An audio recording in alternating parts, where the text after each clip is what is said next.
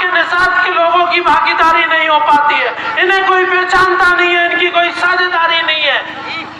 तो एक सीट खाली, 2 सीट खाली हुई थी, एक पे पटेल साहब को चुनाव लड़ा दिया था, दूसरा गोरखपुर से चुनाव लड़ा दिया था, जो आज धन्ना सेठ बने हैं हमारी समाज के।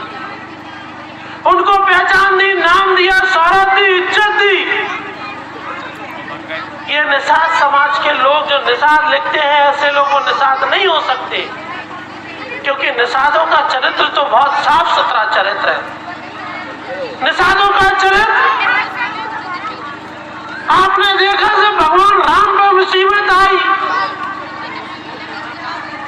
और भगवान के ऊपर जब मुसीबत आई तो उन्हें भी अगर किसी ने गंगा पार लगाने का काम किया तो ये निषाद समाज के लोगों ने किया था।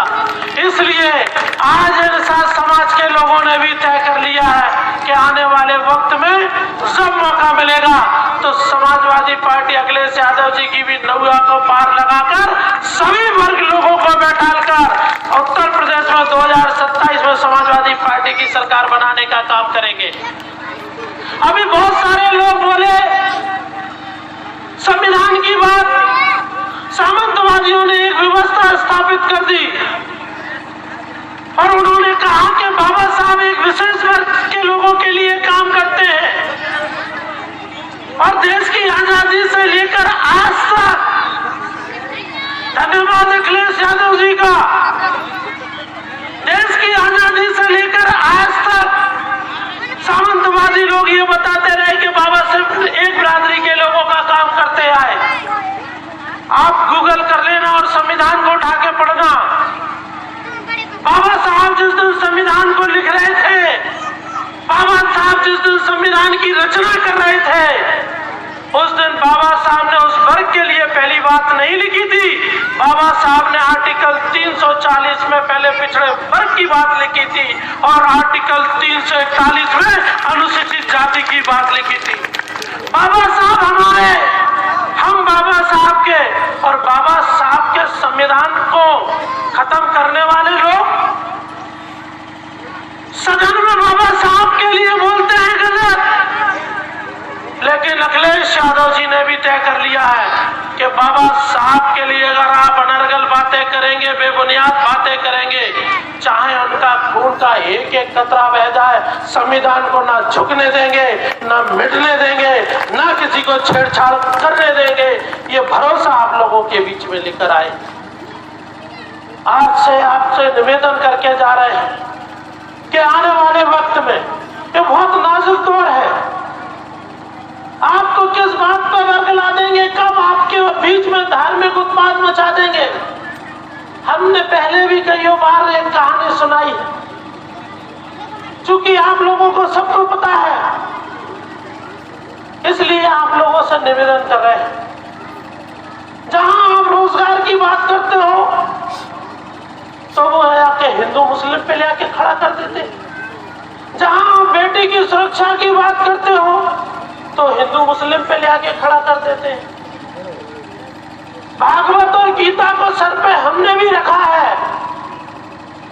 अरे अगर आप में हिम्मत है तो संविधान को सर पे हाथ के रख कर बताओ कि आप बाबा साहब के दिए गए संविधान के द्वारा हमें जो मूलभूत सुविधाएं मिलती हैं और जो मिलना चाहिए थी वो क्या आज मिल रही है आपको? आपके संविधान के द्वारा जो हमें सम्मान मिलना चाहिए था, क्या ये सरकार दे रही है? इसलिए आप लोग जाग जाना, संगठित हो जाना, एक हो जाना और समाजवादी पार्टी यहां से जिसको भी प्रत्याशी बना दे, समझ लेना चेहरा कोई भी हो, उस चेहरे में अखिलेश यादव को देखना, समाजवादी पार्टी की साइकिल को देखना, एक एक कार्यकर्ता माताएं बहनें मिलकर साइकिल को जिता देना। क्योंकि 2 साल है अभी, आपको टीवी और मीडिया वाले कम दिखाते हैं। जो हमारे छोटे मोटे पत्रकार, हमारे गांव के पत्रकार हैं, कस्बे के पत्रकार हैं, वो बेचारे यहाँ से खबर भेज देते हैं। किसी के साथ घटना घट जाती है तो वो सच्चाई बता देते हैं, लेकिन जो उनके मालिक हैं, जब तक वहां से मंजूरी नहीं हो जाती तो वो आपकी खबर भी नहीं दिखाते। यही सच्चाई है। इसलिए 2 साल पहले आपके बीच में आए हैं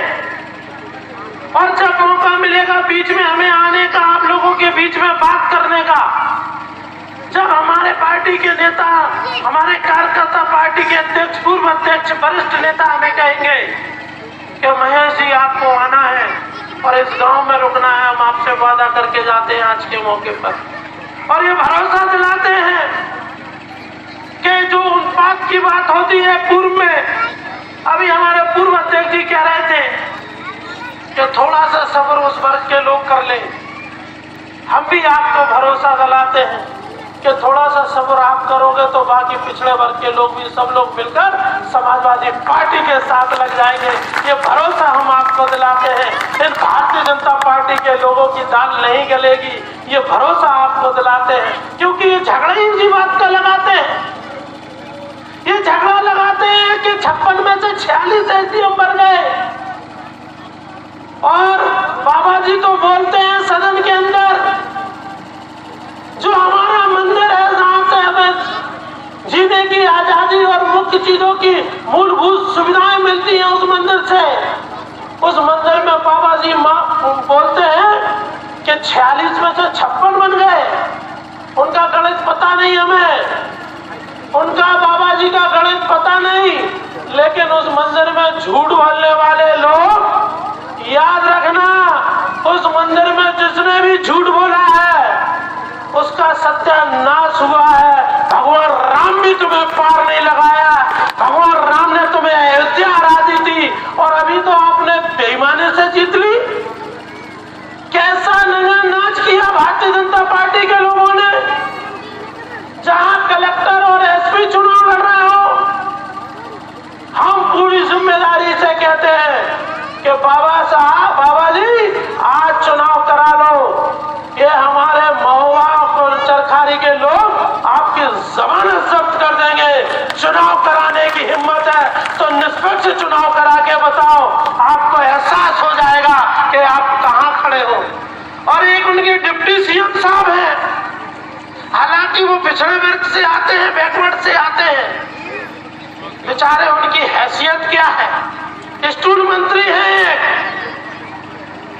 अच्छी आबादी है, सब कुछ है, सम्मान भी दिया, लेकिन उनकी हिम्मत ये नहीं है कि अभी एक बनारस में एक बच्ची के साथ रेप हुआ, उनकी कुशवाहा समाज की बेटी के साथ रेप हुआ, उसको उस पे फांसी का फंदा लगाकर लटका दिया, उस पर वो बयान नहीं दे सकते।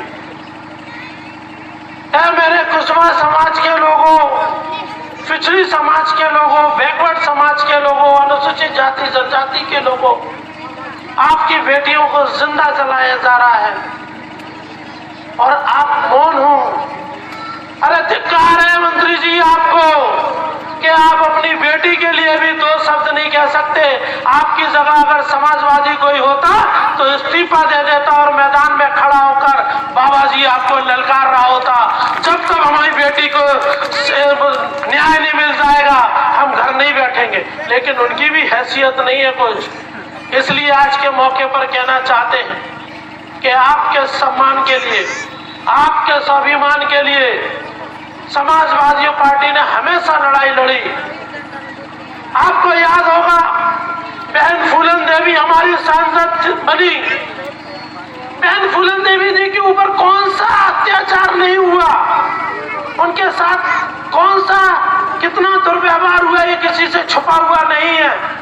लेकिन धन्यवाद उस पुण्यात्मा को, श्रद्धेय नेताजी को, कि उन्होंने कहा कि निषाद की बेटी के साथ इतना अपमान हुआ, इतना अत्याचार हुआ, उसे जेल से निकाल के सांसद भी बना दिया। और एक कहा जब ये पूरी ताकत ये कह रही थी कि ये मुलायम सिंह जी नहीं कर सकते, लेकिन मुलायम सिंह जैसी इच्छा शक्ति वाला नेता ना कभी कोई पैदा हुआ है ना कभी कोई पैदा होगा। ये महेश कश्यप कह रहा है, क्योंकि हमने गांव में जाके ये महसूस किया है आज भी सामंतवादियों की सोच इन बैकवर्डों के खिलाफ है, अनुसूचित जाति के लोगों के खिलाफ है, और ये आपको और हमें मिटाना चाहते हैं। ये उसी हाशिए पे पहुंचाना चाहते हैं जहां से हम लोगों ने चलना चालू किया था। मुलायम सिंह यादव ना होते तो आज आपका ये बेटा, आपका छोटा भाई इस मंच पे खड़ा होकर आपसे बात भी नहीं कर सकता था। इसलिए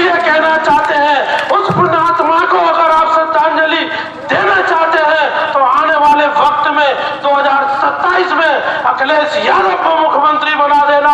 हम आपको भरोसा देके जाते हैं, आपके सम्मान में कोई गुस्ताखी नहीं करेगा, और गुस्ताखी करेगा तो उसे पार्टी से बाहर का रास्ता दिखाने का काम माननीय अखिलेश यादव करेंगे।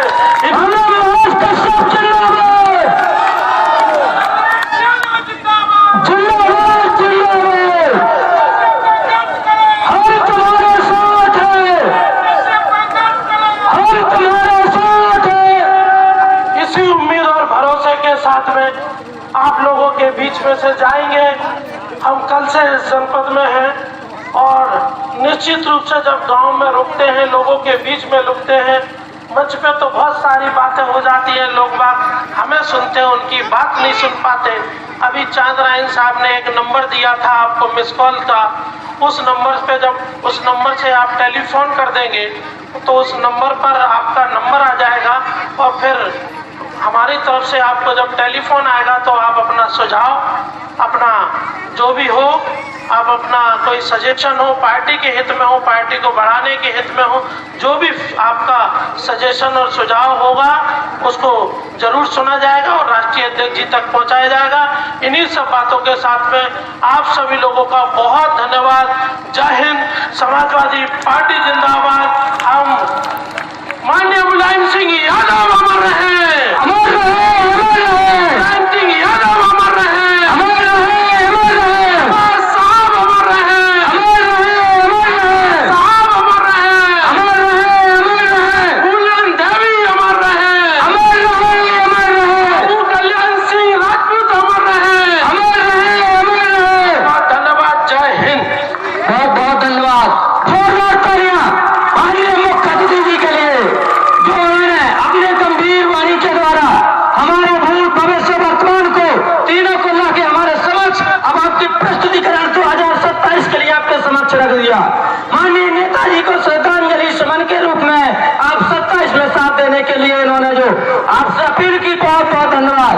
अब हम चाहते हैं कार्यक्रम के आज के सभा अध्यक्ष हैं, आज के प्रदेश जिला के अध्यक्ष हैं, माननीय जिलाध्यक्ष आदरणीय हमारे बुजुर्ग, हमारे वरिष्ठ आदरणीय शोभालाल यादव, जोरदार तालियों के साथ जिलाध्यक्ष जी के शब्दों के लिए।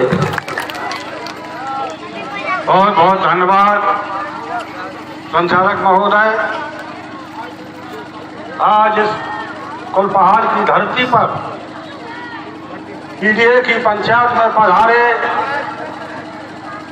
हमारे इस बुंदेलखंड के नेता सम्मानीय महेश कश्यप जी, उनके साथ में चल रहे माता जी घुमाएंगे, झांसी के पूर्व महासचिव माता जी के यादव मार साहब, हमारे सरकारी विधानसभा के पूर्व प्रत्याशी जुझारू साथी रामजीवन यादव दद्दा जी, हमारे पूर्व जिलाध्यक्ष कुंभकर्ण यादव जी, अजय राज यादव जी, प्राण सिंह जी, और इस जिला पंचायत के महोबा जिला पंचायत के पूर्व अध्यक्ष प्रतिनिधि रमेश चंद्रा जी, हमारे यश भारती से सम्मानित माननीय वंश गोपाल बापू जी, अमित यादव जी, और सैफई से पधारे विजय यादव जी, मऊ से पधारे चांद्रायन जी, लोहिया बानी के झांसी के जिला अध्यक्ष पहलवान जी, हमारे जिले के उपाध्यक्ष प्रेम विश्वकर्मा जी, और जिले के कोषाध्यक्ष ताहिरुद्दीन सिद्दीकी जी, और हमारे मंच पर आसीन सभी लेखाकार, और सारा अपना काम छोड़ करके किसानी का हमारे कुलपहाड़ क्षेत्र के सभी किसान बंधुओं, माताओं, बहनों, पत्रकार बंधुओं, मित्रों, हमारे सभी साथियों ने आपको